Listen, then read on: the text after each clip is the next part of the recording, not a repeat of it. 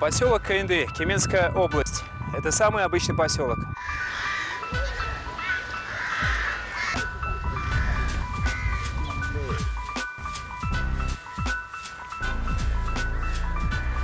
Из достопримечательностей национальный природный парк, примерно в 5 километрах отсюда, и население, всего 300 семей.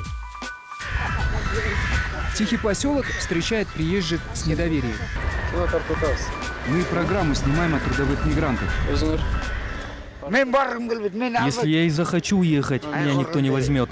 В центре поселка всякая живность. Кругом небольшие дома и всего пара магазинов. Время здесь замерло, а люди живут размеренной жизнью. Многие семьи бросают своих детей и уезжают на заработки. Здесь ведь работы нет. Солнце печет, от этого работать китменем тяжелее вдвойне. Но только так можно выиграть эту непростую битву за урожай. Вот так, помаленьку. Небольшие, но деньги. Работу на поле уже давно проклинает, но другой здесь нет. Муж Куздаркуль Алтынбековой умер 16 лет назад. Сыновья вот уже который год скитаются по странам на заработках. Дети помогли купить корову, стало немного легче. Теперь у нас есть свое молоко и кефир.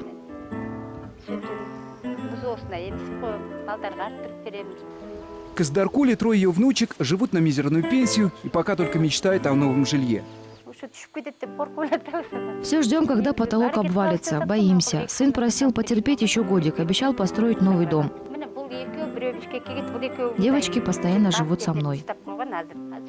Девочки не видят родителей месяцами, а то и годами. Кто-то должен зарабатывать деньги. Говорят, работают, но заработают ли, не знаю. Я еще не видела, чтобы кто-то много заработал и разбогател. Из социальных объектов одна школа и здание сельской управы. Наследие прошлого века. Главный промысел, как и десятки лет назад, животноводство. Но недавно пенсионерки сплотились и решили заняться войлочным бизнесом.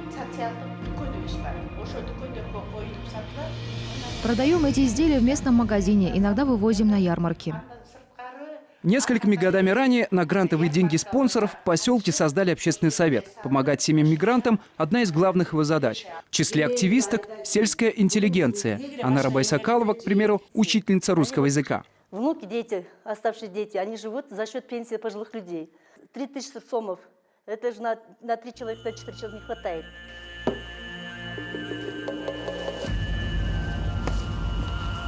Пенсия у 78-летнего Алтымыша Калматаева чуть не дотягивает до $100. По здешним мерам это неплохие деньги, но для одного человека. Вот это мои внучки, дети моей дочки. На небольшую пенсию Алтымыш Калматаев кормит 2 внучек и сына, недавно перенесшего операцию. Младшая внучка в 4 классе, старшая в 5. Дочка оставила их, а сама уехала в Россию зарабатывать деньги. Дедушка Алтымыш недавно перенес инсульт. Несколько месяцев, почти парализованный, пролежал в постели. Сейчас он учится заново ходить. Если раньше их называли беспризорными, то сегодня их принято называть социальными сиротами. Бактыгуль Нурзада почти не видят своих родителей. Именно на семейном факторе чиновники в последнее время делают упор, убеждая потенциальных гастарбайтеров отказаться от поездок на заработки. Мы о всех бедах и последствиях знаем. Ну, пока, конечно, можно признать, что наша работа может быть недостаточна. Да? Уезжающих запугивали и рабствами, и жульничеством работодателей, но от этого числа мигрирующих на заработки не поубавилось. И оказалось, что для государства это даже выгодно. Государством есть тоже какая-то польза. Но уехал человек, работал, присылает деньги. Это тоже польза государству идет. Азамат Рахманов поддерживает связь с соотечественниками за рубежом. Делится последними данными. Только за год трудовые мигранты перевели в страну больше $1,5 миллиарда. Это треть ВВП страны. Отправлять неинтересно никому, нашим гражданам. Да? Но жизнь принуждает выезжать в Россию. Поэтому каждый сам самовольно уезжает. Важно не запугивать трудовых мигрантов, чтобы они не выезжали, потому что люди все равно будут это делать, если они это делать хотят. Но надо предупреждать о тех рисках, которые их там ожидают, чтобы человек не ехал в неизвестность. Да, потому что существует целый такой слой мигрантов, которые выезжают просто в никуда. За час до отправки на железнодорожном вокзале люди толпятся, спешат в Москву.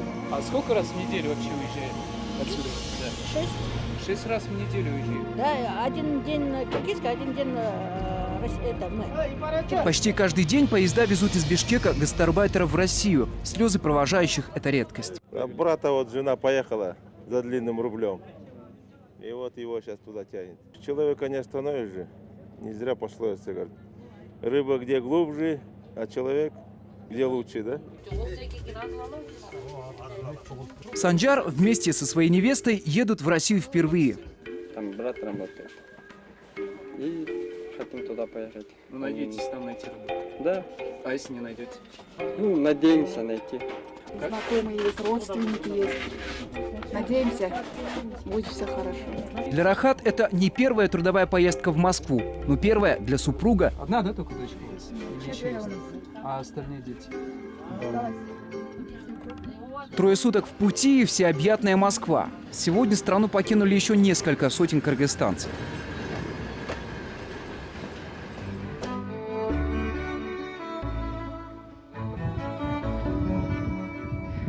Джиргал Абдрахманова делится последними новостями. Месяцами ранее с поселка съехала еще одна семья.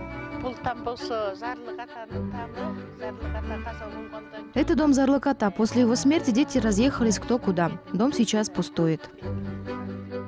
Так, с поселка Каинды за последние годы выехали на заработки свыше 50 семей. Что будет через 5 лет, жители боятся даже загадывать.